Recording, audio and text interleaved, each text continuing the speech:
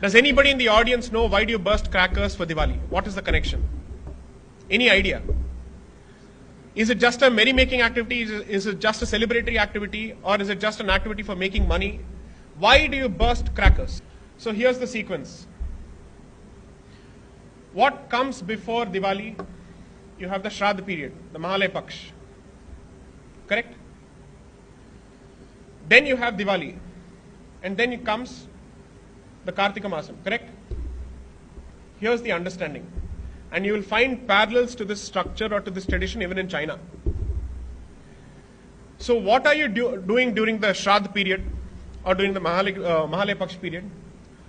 The understanding is that your ancestors have come and you're supposed to feed them. That is what effectively you do. They've come. Now they have to go back. They don't know the way. You light the sky for them to find their way back to heavens.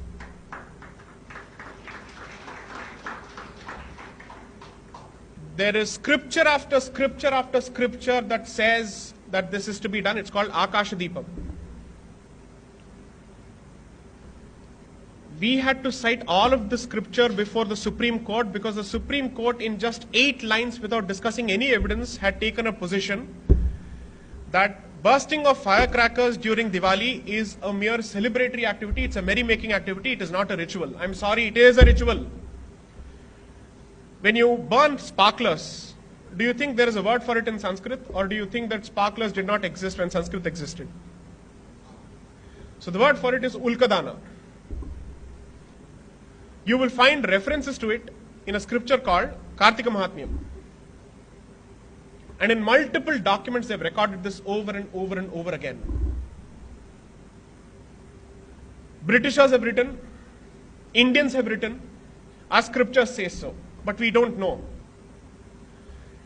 If somebody had approached the Supreme Court representing the rights of the Hindu community and other communities, there are any number of variants for Diwali.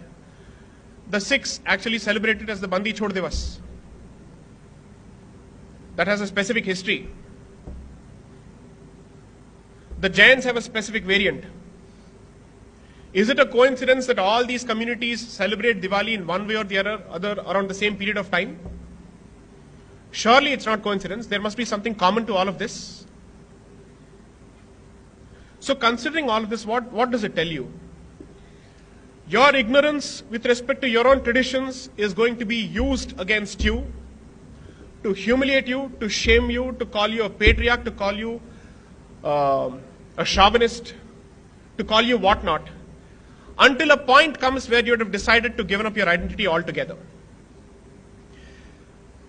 Whatever is happening around you is not a struggle for resources, but it is a struggle for identity.